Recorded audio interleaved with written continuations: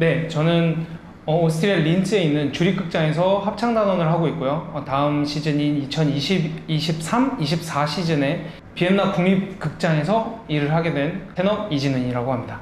감사합니다. 자연스럽게 합창단 시리즈를 하게 됐는데 뭐 제가 합창단 출신이라 그런지 모르겠지만 또 우리 합창단에서 이렇게 재직하시는 선생님들과 소통이 좀 잘 되고 있는 것 같습니다. 저는 이제 한국에서만 활동을 해봤기 때문에 외국에 대한 정보는 많이 부족해서 일전에는 테너 문성령 선생님께서 함께 해주셔서 또 프랑스에 있는 합창단 라디오 프랑스라는 곳에 여러 가지 이야기들 들어봤고, 오늘은 다양한 이야기를 또 들어볼 수 있겠는데요.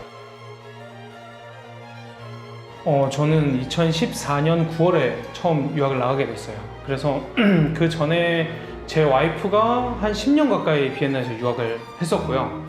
그리고 저희 처형도 소프라노인데 이제 처형이 유학을 하고 있었어요. 그래서 비엔나에 대한 정보가 제가 그래도 많은 편이라 이제 와이프도 만약 유학을 나갈 거면 비엔나로 가는 게 어떠냐라고. 그러면 결혼하시고 나가신 거예요? 네, 저는 2013년에 결혼을 하고. 사실 저희 이제 음악 하시는 분들이 유학을 결정을 할 때 결혼인지 안 하시는 분들은 결혼을 하고 갈 것인지 또 그쵸. 갔다 와서 할 것인지, 또는 이제 유학 도중에 또 이렇게 좋은 분을 만나서 결혼할 수도 있는 상황인데 고민이 많이 되시지 않았나요?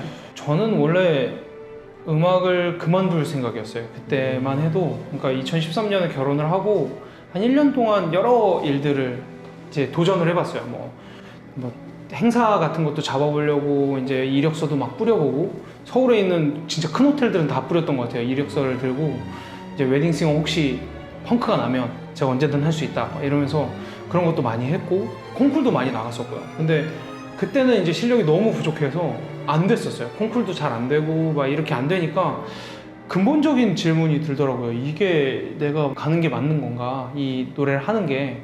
그래서 이제 주위에 이제 아는 선배들의 도움을 받아서 다른 길들도 있는 거를 이렇게 많이 정보를 접하고, 성악가들 몸 컨디셔닝 해주는 일을 하려고 이제 준비를 하고 있었어요. 대학원 준비도 하고 이러고 있었는데, 저희 이제 주례봐 주셨던 목사님이 그래도 이렇게 하나님한테 좋은 재능을 받았는데 끝까지 도전을 한번 해봐야 되지 않겠냐, 학교 시험을 한번 보고 왔으면 좋겠다, 가서 좀 돈을 최대한 덜 쓰면서 도전할 수 있는 데가 어딘가 했을 때 이제 비엔나였던 거죠. 그래서 2월에 시험을 보러 나갔는데 정말 감사하게 이제 합격가 됐고, 그래서 이제 와이프랑 고민을 하다가 결정을 한 거죠. 이제 유학을 나가게. 그러면 14년도면은 선생님 나이가 어떻게 되시죠? 제가 28살이었어요. 한국 나이. 몇 살부터면 좀 많다라는 인식이 있나요? 그래도 30대가 넘어가면 확실히 있는 것 같고요. 학교 안에서는 확실히 좀 늦었네요.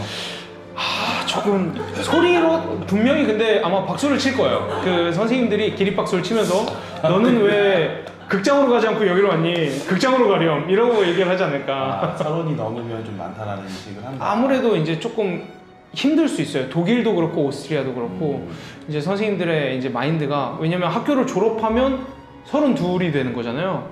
그러면 이제 보통은 지금 유럽에 있는 대부분의 그 오픈 스튜디오들 같은 경우에는 다 30에서 32이 끝이기 때문에 얘가 이제 그 다음 스텝으로 가기가 너무 어렵죠. 그렇기 때문에 이제 아무래도 30이 넘어가면 조금 어렵다. 여러분 들으셨죠? 혹시 유학을 가고 싶으신 분들은 정말 서두르셔야 됩니다. 우리 선생님 사실은 유학을 갔던 그 해에 바로 입학을 하셨다고 그렇죠. 하셨죠? 네.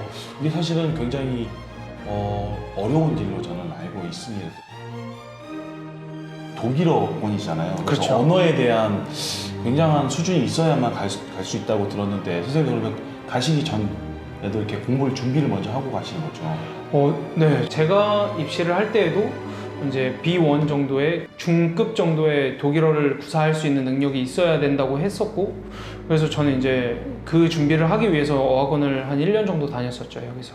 오스트리아 같은 경우에는 조금 달라요. 독일이나 이런 데도 제가 정확하게 알지는 못하지만 오스트리아 같은 경우에는 학교에 들어올 때 얘가 실력이 출중하면 선생님들이 먼저 뽑아요.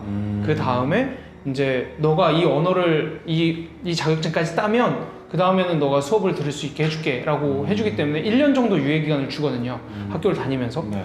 그렇기 때문에 뭐 저는 만약에 내가 정말 열심히 할 자신 있다 그러면 문법 같은 거는 아무래도 거기서 듣기가 쉽지 않으니까요. 독일어로 듣기가 문법을 먼저 조금 공부해 놓고 그 다음에 가서 공부하셔도 충분히 이제 따라가실 수 있죠. 되게 굉장히 꿀팁인데요. 가실 분들은 문법 위주로 공부를 해라 먼저. 어차피 이제 한국에서는 문법 위주로 많이 공부를 시켜요. 네네. 그러면 이제 문법을 다져 놓으시고 그 다음에 가셔서 거기 어학원을 다니시면 전 배웠던 걸 거기서 가르치기 때문에 굉장히 쉽게 느껴지거든요.